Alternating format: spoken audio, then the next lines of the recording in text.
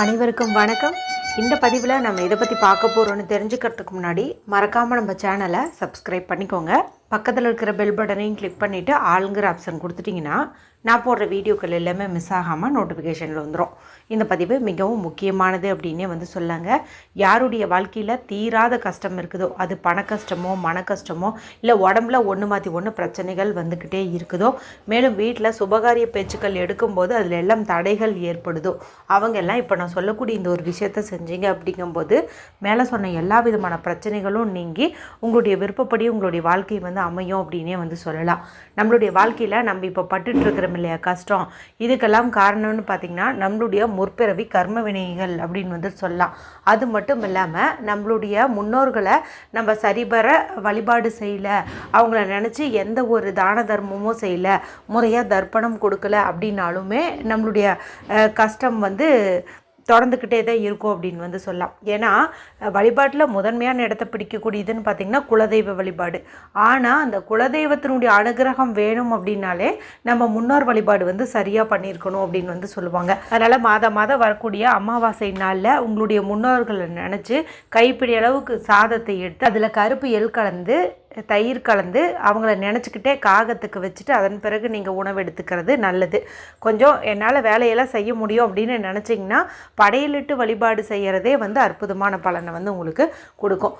ஏற்கனவே இந்த அற்புதமான நாளில் ஒரு குறிப்பிட்ட முறையில் முன்னோர்களை நினச்சி நம்ம தீபம் ஏற்றும்போது நம்ம வாழ்க்கையில் இருக்கக்கூடிய கஷ்டம் கடன் நோய் அப்படிங்கிற இருள் நீங்கி வாழ்வில் ஒளி வீசுன்னு சொல்லி ஏற்கனவே வீடியோ போட்டிருக்கிறேன்.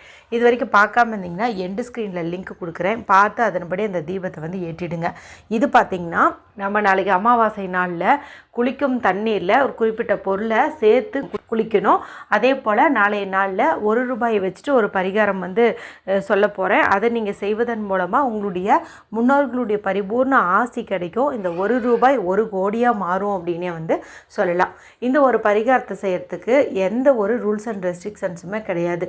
ஆண்கள் பெண்கள் யார் வேணுமானாலும் செய்யலாம், பீரியட்ஸ் டைம்லேயும் செய்யலாம், பிறப்பிறப்பு தீட்டு இருந்தாலும் செய்யலாம், எந்த மதத்தை சார்ந்தவங்களாக இருந்தாலும் செய்யலாம். சரிங்களா? சரி, முதல்ல குடிக்கும் தண்ணீர் பரிகாரம் குறித்து பார்த்தலாம். இதுக்கு நமக்கு ஒரு பக்கெட் அளவுக்கு தண்ணீர் தேவைப்படுது. சுடு தண்ணியோ பச்சை தண்ணியோ ஏதாவது ஒன்று நீங்கள் பிடிச்சி வச்சுக்கோங்க. இந்த தண்ணீரில் நம்ம முக்கியமாக ஒரு பொருள் போடணும். அது என்ன பொருள் அப்படின்னு பார்த்திங்கன்னா கல்லுப்பு தான். இதுபோல் அமாவாசை நாளில் நம்ம கடலில் சென்று குளித்தோம்னாவே நம்மளுடைய பாவங்கள் கஷ்டங்கள் கர்ம வினைகள் எல்லாம் நம்மளை விட்டு நீங்கும்னு சொல்லுவாங்க. ஏன்னா கடல் நீர் அப்படிங்கிறது உப்பு தண்ணீர். உப்புக்கு அந்த எதிர்மறையான சக்திகளை நீக்கக்கூடிய தன்மை உண்டு.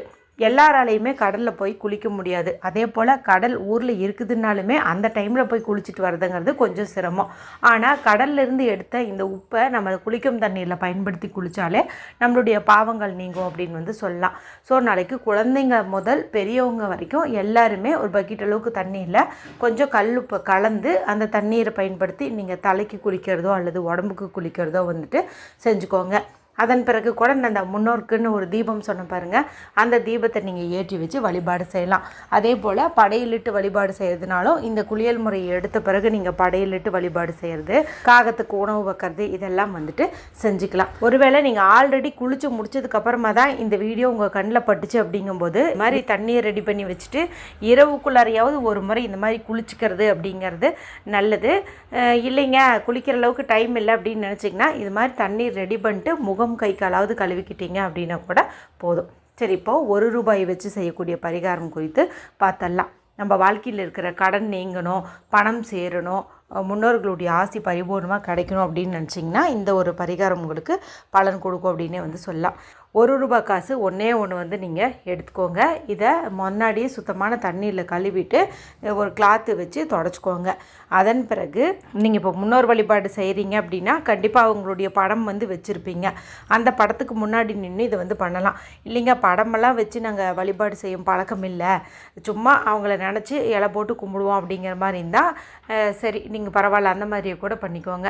இல்லைங்க நான் கைப்பிடி அளவுக்கு சாதத்தை வேணால் காகத்துக்கு வச்சுக்கிறேன், ஆனால் நாங்கள் படையிலிட்டுலாம் வழிபாடு செய்கிற அளவுக்கு டைம் இல்லை அப்படின்னு நினச்சிங்கன்னா சரி அதையாவது பண்ணிவிட்டு இதை செய்யுங்க. ஆனால் ஏதாவது ஒன்று முன்னோர்கள் நினச்சி நம்ம ஒரு தான தர்மம் ஏதாவது ஒரு சின்ன வழிபாடாக செஞ்சுட்டு இது பண்ணும்போது நமக்கு இன்னும் அற்புதமான பலனை வந்து கொடுக்கும். சரிங்களா? இப்போ ₹1 எடுத்து உங்களுடைய இடது கையில் வச்சுக்கோங்க, வலது கை கொண்டு மூடிக்கோங்க.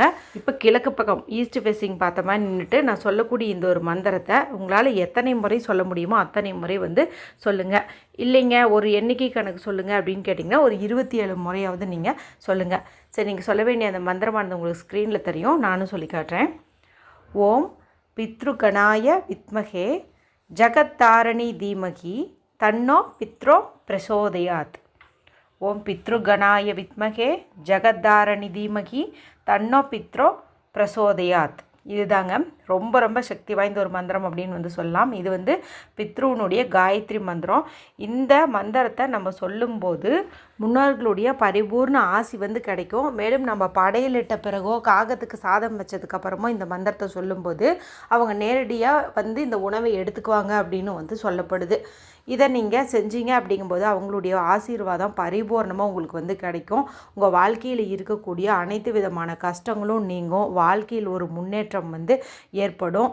மேலும் நம்மளுடைய சந்ததியினர் இருக்கிறாங்க இல்லையா, அவங்க எல்லாருக்குமே வந்துட்டு வாழ்க்கை நல்லபடியாக அமையும். அதாவது நமக்கு மட்டும் இல்லாமல் நம்மளுடைய குழந்தை அவங்களுடைய குழந்தை அப்படின்ட்டு எல்லாருக்குமே வந்துட்டு வாழ்க்கை அமோகமாக அமையும் அப்படின்னு சொல்லலாம். சரி, இப்படியெல்லாம் சொல்லி முடித்த பிறகு அந்த காசை என்ன பண்ணணும் அப்படின்னா, இப்போ அந்த காசை உங்களுடைய வீட்டில் முன்னோர்களுடைய படம் வச்சுருக்கிறீங்கும் போது அவங்க படத்து முன்னாடி நீங்கள் வந்துட்டு வச்சிடலாம். படம் இல்லை அப்படிங்கிறவங்க வேறு எங்கேயாவது ஒரு இடத்துல பத்திரமா இந்த காசை வந்து வச்சுருங்க.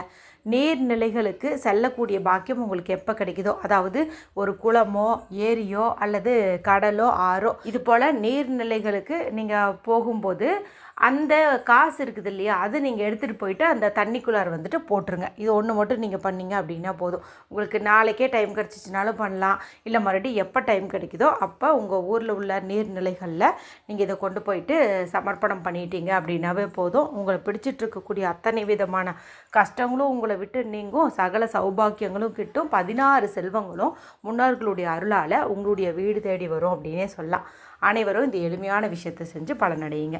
வீடியோ பிடிச்சிருந்தால் மற்றவங்களோடையும் ஷேர் பண்ணுங்கள், லைக் பண்ணுங்கள். மற்றும் ஒரு பயனுள்ள பதிவில் உங்களை சந்திக்கிறேன். நன்றி, வணக்கம்.